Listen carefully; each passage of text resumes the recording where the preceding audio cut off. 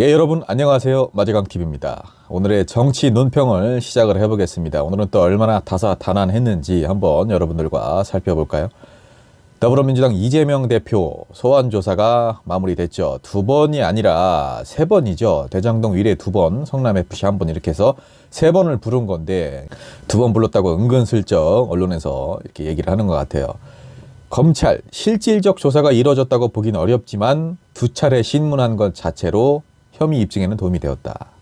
실질적 조사를 본인들이 안 했으니까 이뤄졌다고 보기가 어려운 거겠죠. 본인들이 무슨 실질적 조사를 했습니까? 증거도 없는데, 그죠? 2차례 신문한 것 자체로 혐의 입증에 뭐가 도움이 됐습니까? 신문이 의미가 있었어요? 그냥 사람만 괴롭힌 거죠. 이번 주 구속영장을 청구하겠다. 성남FC, 대장동 다 묶어서 할 것 같다 이렇게 얘기를 하는데 국회의원 불체포 특권으로 결국에는 영장이 청구가 돼도 어차피 이제 표결에 붙여야 되는 건데 국회에 동의가 있어야 되니까요. 이건 무조건 막아야 됩니다. 야당 대표의 신병이 검찰에 넘어간다? 가뜩이나 이렇게 불공정한 검찰인데? 정치적 중립을 노골적으로 지키지 않는 검찰인데? 말이 안 되죠?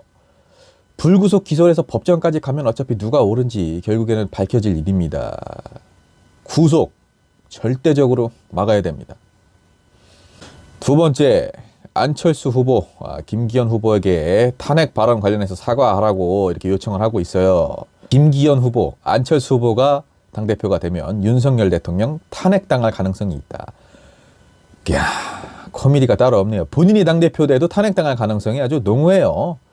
어차피 윤석열 대통령은 누가 당대표가 되건 지금까지 보여준 모습만으로도 충분히 탄핵감입니다. 그거를 억지로 본인이 당대표가 돼서 막으려고 한다? 그 자체가 국민들을 우습게 하는 겁니다. 민심이 곧 천심입니다. 국민들이 내려와라 하면 내려와야 되는 거죠. 탄핵당한 후에 안철수 탓, 이준석 탓, 유승민 탓 이런 거 하지 마시기 바랍니다. 윤석열 대통령과 윤핵관들 다 자업자득입니다.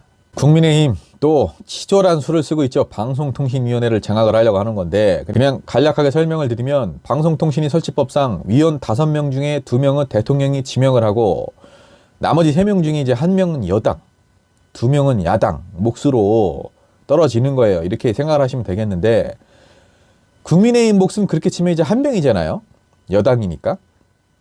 근데 국민의힘이 자기네들이 추천했으니까 부위원장이 바뀌면 또 자기네들이 추천하겠다 이렇게 지금 우기는 겁니다. 이렇게 되면은 지금 2명은 윤석열, 1명은 국민의힘 이렇게 해서 총 집권 여당 쪽이 3명이었던 건데 남은 야당 몫으로 배정된 2명 중에 1명도 자기네들이 야당일 때 추천한 거니까 우리가 또 추천할게 이렇게 지금 우기는 겁니다. 이게 이 사람들 정말 제정신입니까? 이렇게 추잡한 짓 자꾸 할 거면 배지를 내려놓으세요. 국민 세금으로 지금 호의호식하며 살고 있으면서 왜 이런 짓을 합니까? 이게 얼마나 눈 가리고 아웅하는 겁니까? 방송통신이 5명 중에 4명을 왜 자기네들이 가져가려고 그래요? 네 번째 소식입니다. 검찰 김성태 쌍방울그룹 전 회장 대북 송금 목적 중에 하나로 이재명 대표의 방북이 있다. 이렇게 지금 공소장에 적시를 했는데 스마트팜 사업 비용 500만 달러. 이재명 대표 방북을 위해 쓰인 일종의 로비 300만 달러. 지금 이렇게 적시를 한 거예요. 근데 공범으로는 또 적시를 안 했어요. 정말 검찰 이러지 맙시다. 본인들 주장대로라면 공범으로도 적시를 해야죠. 왜 못합니까? 아무 증거도 없고 본인들도 지금 억지를 부리고 있는 걸 스스로 아니까 공범으로 적시조차 못하는 거 아니에요.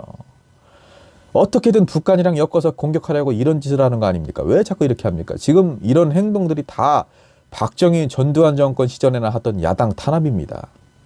마지막 소식입니다. 윤석열 대통령 대선 시절 방위사업청 2027년까지 대전으로 옮기겠다 이렇게 약속을 했죠. 대통령이 된 이후에 이걸 국정과제로 선정을 하고 이전 비용 3천억 원을 투입을 했는데 선발대가 230명이 재배치가 됐죠. 그런데 정작 건물도 지어지지 않은 상태죠. 제가 이거 예전에 한번 영상으로 다룬 적이 있는데 역시나 아직도 이런 상태입니다. 아니 여러분 누가 지원을 하겠습니까? 그 어떤 비전도 보이지 않는데 대전까지 내려가서 윤석열 대통령 국정과제랍시고 이렇게 하는 걸 누가 응하겠습니까? 공무원들 대부분 지원 안 하죠. 지원 안 하니까 인사고과에 점수 반영을 해주겠다.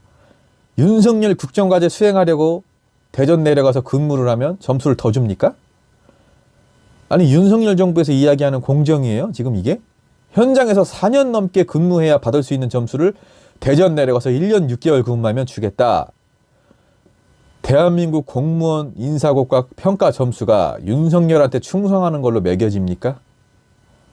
제정신을 아니죠. 국민 세금을 자꾸 이런 식으로 쓰지 마세요. 지금 다들 살기 좋아서 윤석열 대통령한테 불만이 없어서 세금 내는 거 아니지 않습니까? 우리 돈이 이렇게 쓰여지고 있다는 걸 알면 국민들이 얼마나 허탈해 하겠습니까? 너무 속이 상합니다. 지금 대전 가서 근무하는 공무원들, 물론 이분들도 울며 겨자 먹기로 가는 거예요. 안 가는 사람보다 4배 빨리 점수를 얻겠죠. 윤석열 정부, 정말 대한민국의 공정을 훼손하고 있습니다. 여러분, 오늘 논평 여기까지고요. 오늘도 정말 어마무시한 소식들 많습니다.